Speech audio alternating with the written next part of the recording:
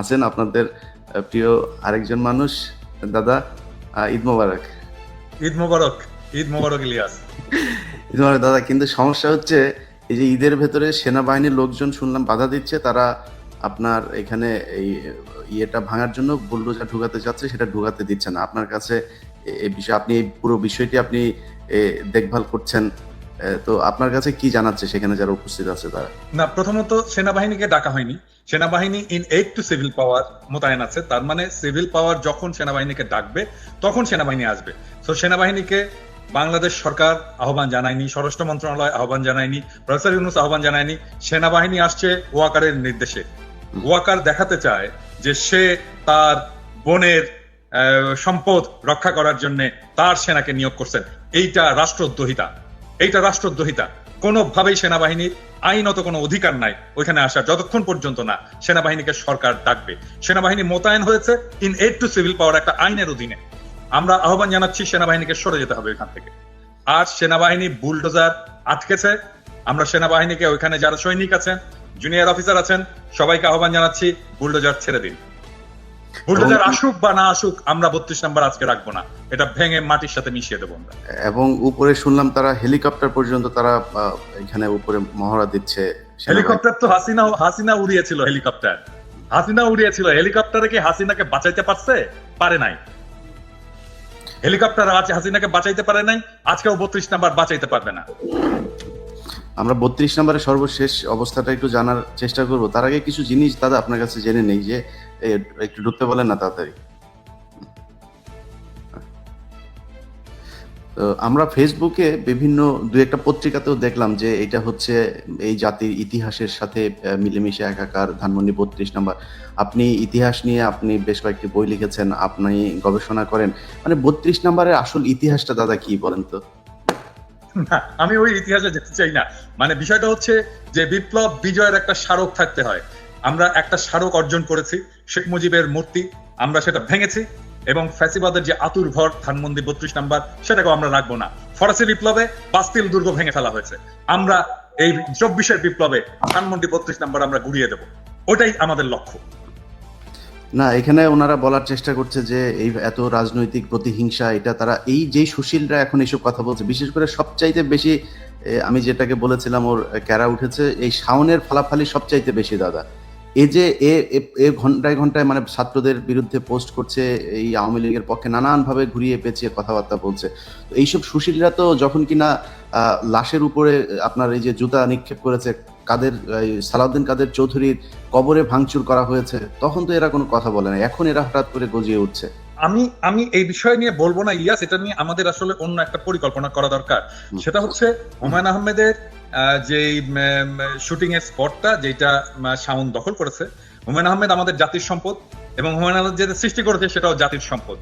এই সম্পদটাকে জাতীয় সম্পত্তি হিসাবে এটা গ্রহণ করতে হবে। বাংলাদেশ সরকার এই সম্পদটাকে নিয়ে হুমায়ুন আহমেদ জাদুঘর বানাবে। এটাই আমাদের আজকের লক্ষ্য হওয়া উচিত। শাওন এটা দখল করে রাখছে ব্যক্তিগত স্বার্থে, কিন্তু হুমায়ুন আহমেদ আমাদের এমন একটা সম্পদ যেটাকে ব্যক্তি একটা দখল করে রাখতে পারে না। তার সম্পদ, তার সৃষ্টি, এটার সকলের অধিকার আছে, সকলের হক আছে ওইটায় মানুষের হক প্রতিষ্ঠিত করতে হবে ওই সম্পদে। এবং ওইটার নাম যেন কি? নুহাশপল্লী। নুহাশপল্লী। এটা নুহাশেরও মালিকানা থাকবে না, শাওনেরও মালিকানা থাকবে না, এটাতে বাংলাদেশের জনগণের মালিকানা থাকবে। ওইটাকে অধিগ্রহণ করে এইখানে হুমায়ুন আহমেদ জাদুঘর বানানো হবে, হুমায়ুন আহমেদ পল্লী বানানো হবে এবং এইটাতে আমরা যাব, দেখব এবং এইখানে আমরা হুমায়ুন আহমেদের স্মৃতিচারণ করবো। এটা কোনো ব্যক্তিগত সম্পত্তি হতে পারবে না। এই আওয়াজ তোলেন, শাওন থেমে যাবে। না, এখন হঠাৎ করে এই শাওনের মতো কিছু লোকজন আছে যারা কিনা এটাতে মানে এখন আমাদেরকে মানবতা শিখাচ্ছে। শেখ হাসিনা নিজেও আপনি শুনেছেন যে সেই ইদানিং খুব কান্নাকাটি শুরু করেছে, কয়দিন পরে হয়তো হাত পা চেপে ধরা শুরু করবে। তো শেখ হাসিনাকে যারা এই তার ইমোশনাল কথাবার্তা শুনে তারপরে 81-তে যেরকম জিয়াউর রহমান ভুল করেছিল, এইবারও যদি এখনকার বিএনপি কিংবা জামায়াত কিংবা ছাত্ররা তার এই এই নাটকে যদি ফাঁদে পা দেয়, সেক্ষেত্রে এর ভবিষ্যৎটা কি হতে পারে? ইলিয়াস, এই নাটকে যে কাজ হবে না সেটা তো এই বিষয়গুলো নিয়ে এখন সাবধান হওয়া দরকার। যে আওয়ামী লীগ এখন কখনো বিএনপির ঘাড়ে চড়ে বসার চেষ্টা করছে, কখনো জামায়াতের, সবশেষ আজকে যে বক্তব্যটা তার দেওয়ার কথা যে ছাত্রদের উদ্দেশ্য করে, তো শেখ হাসিনা কি বলবে? সে একই কথা বলবে যে আমার সব হারিয়েছি, আমার বাড়িঘরও শেষ হয়ে গিয়েছে, আমাকে দেশ থেকে বের করে দেওয়া হয়েছে, আমি ছাত্রদের বাঁচাতে চেয়েছিলাম, ইউনূস সরকার হচ্ছে এখানে বিদেশি গোয়েন্দা সংস্থারা মিলে এগুলো করেছে। তো এই কথাগুলোই তো বলবে, এবং এই কথাগুলো বলে আমাদের তো বাঙালি, এটাও সত্যি কথা আপনি যেটা বললেন যে সবাই এক হয়েছে, সবার ভেতরে এই জিনিসগুলো আছে, কিন্তু এটাও কিন্তু সত্য, আমরা খুব দ্রুত আমাদের ইতিহাস ভুলে যাই, এবং সেই ভুলে যাওয়ার মধ্য দিয়ে যদি শেখ হাসিনাকে কোনোভাবে আমরা আবার বিশ্বাস করি, সেই বিশ্বাস করার যে ফলাফল সেটা জিয়াউর রহমান একবার দেখেছেন, এবং আমার মনে হয় সামনে যাতে যদি কখনো এই ভুল করে সেটা দেখবেন। তো আমাদের না এটা এই ব্যাপারে আমি একটা কথা বলি যে এই যে ধরো কিছুদিন আগে থেকে রাজনৈতিক দলগুলো ভারত প্রশ্নে, আওয়ামী লীগ প্রশ্নে মানে মানুষ তো নির্বাচনের ভোটের রাজনীতি তো করে, যদি ভোটের রাজনীতি হিসাব করা হয় এই দেশের শতভাগ মানুষ এই প্রশ্নে সবাই এক। মানুষ, সাধারণ মানুষ হয়তো বিক্রি হয়ে গিয়েছে। আপনি যেটা বললেন যে আমরা হয়তো হয়তো খুবই নগণ্য কয়েকজন মানুষ, আমরা আসলে কোনো দলেরও না, কোনো সুবিধাভোগীও না, আমাদের কোনো মূল্য নেই, আমাদের একটা কথা বললে রাখতেও চায় না। তারপরে আমরাই কিন্তু শেষ পর্যন্ত আমাদের ওই 5ই আগস্টের আগের যে বিপ্লবের যেই চেতনা সেটাকে ধরে রেখেছিলাম, এমনকি ছাত্রদের ভেতরে অনেকে গা ভাসিয়ে দেওয়ার চেষ্টা করেছে।